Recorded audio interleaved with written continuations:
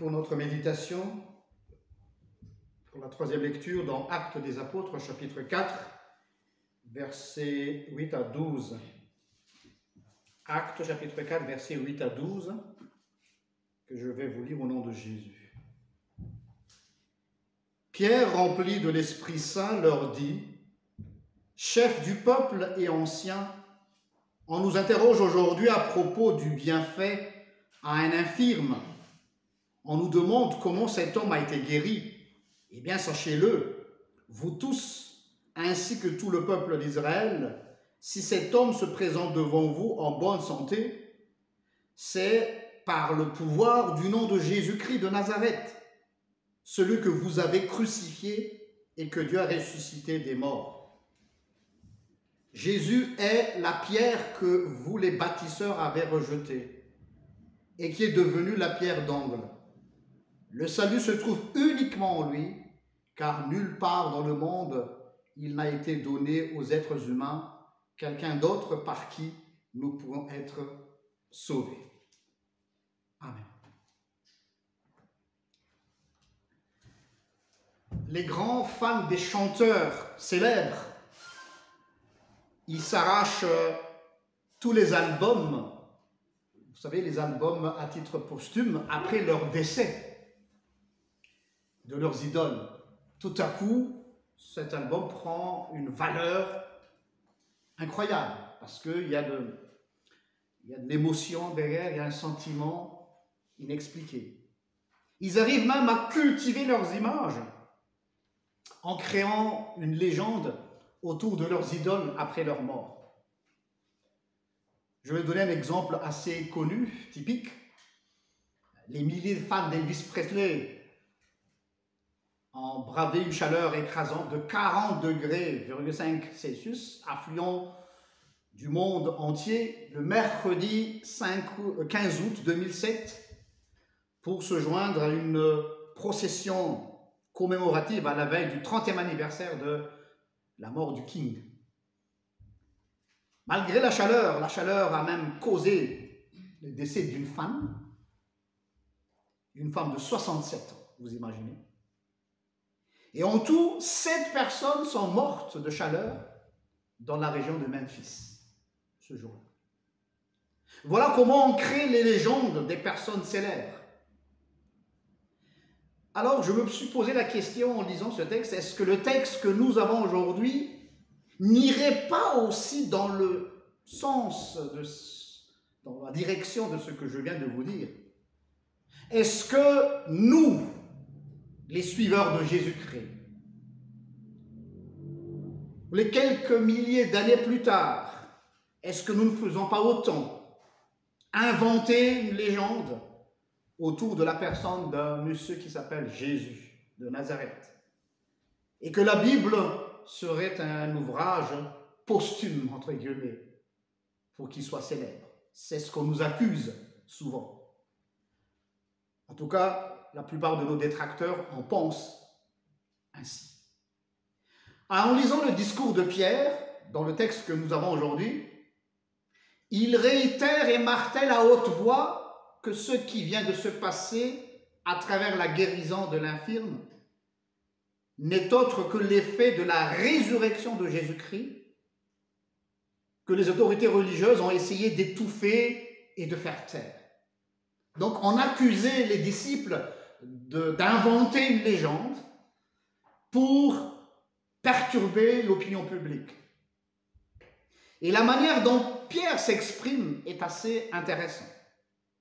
On sent qu'il dénonce publiquement sans crainte et proclame sur le toit la tentative de faire taire cette proclamation de l'Évangile en essayant d'acheter le silence des gens, parce que c'était connu. Les Romains, les Hérodiens et les pharisiens ont acheté le silence pour dire non, Jésus n'est pas ressuscité. Ce sont ses disciples qui ont caché son corps. Mais peu importe les avis de nos détracteurs, les faits sont là, et justement c'est ce que je pense que Luc, dans le livre des Actes des Apôtres, veut nous démontrer que oui, il est probable que ce que les gens avancent serait vrai comme logique, mais si ce n'est qu'une invention, comment se fait-il que cet homme est guéri par le nom de ce Jésus qu'on a inventé? Comment se fait-il si Jésus n'est pas ressuscité? Et là, nous venons de faire un miracle au nom de Jésus qui a été ressuscité d'entre les morts. Voilà l'argument de base de Pierre. Oui, le monde peut faire tout ce qu'il veut pour faire taire l'évangile. Et le monde a des moyens pour faire taire l'évangile. Mais je peux vous en assurer que Dieu trouvera toujours un moyen, je ne sais pas quoi, ou une issue pour que l'évangile soit toujours proclamé. Il fut un moment, Paul avait demandé à la communauté de prier pour lui, afin que le Seigneur puisse lui ouvrir des portes pour annoncer l'évangile. Il avait demandé cette prière-là. Et étonnamment, la réponse à sa prière n'était pas du tout ce qu'on pourrait attendre comme réponse. C'est quoi la réponse? Il est en prison. On pourrait espérer qu'on lui mettrait peut-être un tapis rouge. Voilà, Paul, Dieu t'ouvre les grandes portes, ou avoir une facilité, ou avoir des faveurs. Non, les choses se sont encore plus compliquées pour Paul. Les portes que Dieu avait ouvertes devant Paul et Pierre et tous les apôtres étaient la prison. C'était leur pupitre. C'était leur chair. Ce n'est pas un temple. Ce n'est pas un stade comme au temps de Billy Graham. C'est la prison. On va dire c'est le trou, le noir, les ténèbres. Et Paul, sans calculer ni prévoir, il avait fait des rencontres fortuites. Écoutons quelques exemples des aventures de ce monsieur Paul qu'il avait vécu pour l'évangile. 5 fois, j'ai reçu des autorités juives la série de 39 coups. 3 fois, j'ai été battu à coups de bâton. 1 fois, on a essayé de me tuer en me jetant des pierres. 3 fois, j'ai fait naufrage. 1 fois, je suis resté 1 jour et 1 nuit dans les flots de la mer. Et dans mes nombreux voyages, j'ai connu des dangers dus aux rivières qui débordent ou aux brigands, des dangers dus à ceux de mon peuple ou les dangers dus à ceux qui ne sont pas juifs. J'ai été en danger dans les villes, en danger dans les lieux déserts, en danger sur la mer, en danger à cause des faux frères. J'ai connu des travaux pénibles et de dures épreuves. J'ai souvent été privé de sommeil. J'ai eu faim, j'ai eu soif. Et souvent, j'ai été obligé de jeûner. Il n'a pas choisi, mais puisqu'il n'avait rien à manger, il a dû jeûner par défaut. J'ai souffert du froid et du manque de vêtements. 2 Corinthiens chapitre 11, versets 24 et 27. C'est rare qu'on entende ces paroles parce qu'on n'aime pas trop ce genre de discours. On veut surtout un success story dans l'évangélisation. Mais voilà ce que Paul a vécu. Et peut-être qu'en entendant cette aventure de foi, on serait découragé. On pourrait se dire, est-ce à ce prix-là, Seigneur? Oui, c'est assez compréhensible comme réaction de notre part. Mais il faut savoir que dans ces situations pénibles que Paul avait vécues, par exemple, c'est dans ces moments-là qu'il avait fait de belles rencontres inattendues sur son chemin. Et des nations, des populations étaient plus réceptifs à son message que Jérusalem et Israël. Oui, Dieu lui a ouvert des portes dans ces moments les plus critiques. Un autre exemple que nous connaissons tous sûrement, Paul aussi, lorsqu'il a été enfermé avec Silas, en prison, il a chanté, il a loué le Seigneur, il y a eu le tremblement de terre. Et dans la nuit, il y avait ce tremblement de terre, la prison s'est fracassée, et le pénitencier qui avait pris peur voulait se suicider face à ce qu'il avait vu et entendu.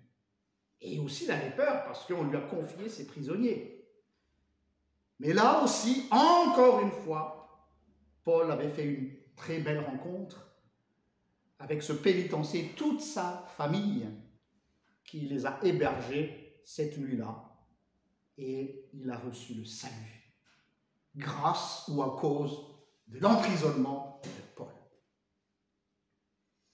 Là, chers amis, là où nous croyons que les portes se ferment à l'Évangile, où certains endroits sont hostiles à la parole de Dieu, je suis fermement persuadé que le Seigneur nous fera vivre aussi de nouvelles expériences. Je ne sais pas par quel moyen, mais il faut croire à cela parce que la parole, elle est autosuffisante.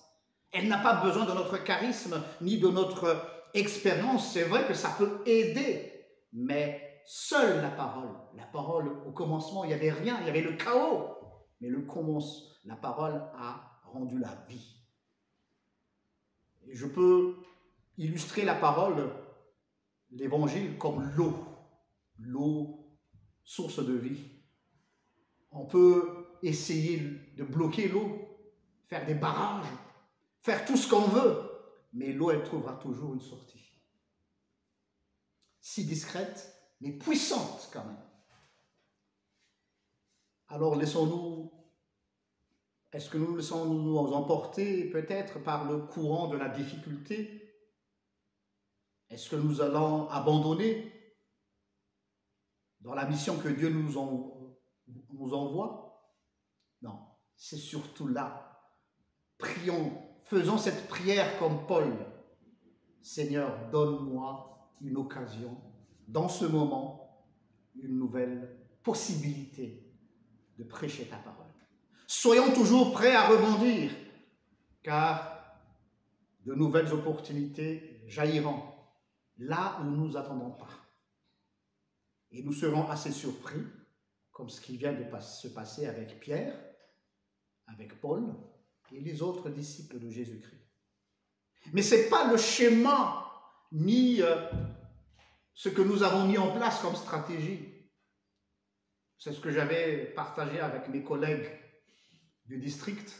Je dis, c'est bien qu'on ait une assemblée de district, une assemblée synodale, trouver une stratégie d'évangélisation. Le motif est louable. Mais je pense que nous sommes arrivés à une fin de cycle où l'Église doit se remettre en question, où l'Église doit passer à une autre phase que je ne sais pas, je n'ai pas la réponse, je n'ai pas la recette, je n'ai pas le menu. Mais moi, en tout cas, comme le chant que nous avons chanté tout à l'heure, et on ne s'est pas concerté, moi et Evelyne, faisons confiance à ce Dieu qui n'a jamais cessé de parler. Il sait faire parler Jean-Baptiste dans le désert, rappelez-vous, dans le désert. Et tout le monde est venu là-bas. C'est un lieu, normalement, ce n'est pas le lieu propice pour parler de l'Évangile. Mais continuons toujours à proclamer. Laissons la parole agir. Parce que je pense que c'est ainsi que Dieu va nous prouver que ce n'est pas grâce à toi, Jean-Luc, ni grâce à vous, les membres de Pharsienne, que cela a pu donner des fruits, c'est grâce à moi seul. Et donc, à la fin, personne ne peut se rendre gloire de l'œuvre de Dieu. C'est mon intime conviction, et que le Seigneur nous guide dans cette marche, dans cette lutte pour proclamer sa parole dans ce monde qui semblerait être hostile à la parole de Dieu.